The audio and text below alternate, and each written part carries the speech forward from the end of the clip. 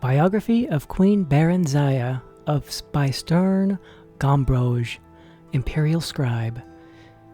Late in the Second Era, a girl child, Barenziah, was born to the rulers of the kingdom of Mournhold in what is now the imperial province of Morrowind. She was reared in all the luxury and security befitting a royal dark elven child until she reached 5 years of age.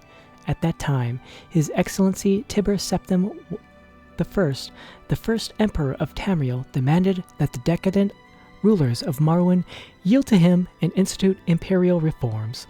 Trusting to their vaunted magic, the Dark Elves impudently refused until Tibur Septim's army was on their borders. An armistice was hastily signed by the now eager Dunmer, but not before there were several battles, one of which laid waste to Mournhold, now called Almalexia. Little Princess Barenziah and her nurse were found among the wreckage.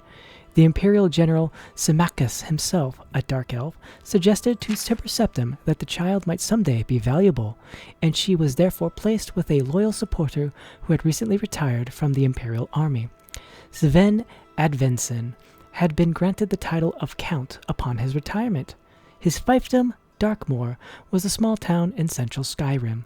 Count Sven and his wife reared the princess as their own daughter, seeing to it that she was educated appropriately, and more importantly, that the imperial virtues of obedience, discretion, loyalty, and piety were instilled in the child.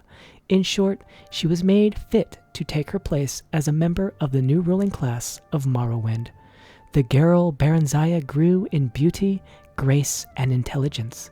She was sweet-tempered, a joy to her adoptive parents and their 5 young sons who loved her as their elder sister.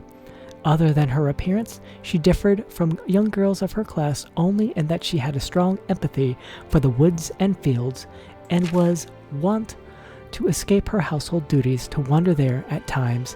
Barenziah was happy and content until her 16th year, when a wicked orphan stable boy, whom she had befriended out of pity, told her he had overheard a conspiracy between her guardian Count Sven and a Redguard visitor to sell her as a concubine in Rihad, as no Nord or Breton would marry her on account of her black skin, and no Dark Elf would have her because of her foreign upbringing.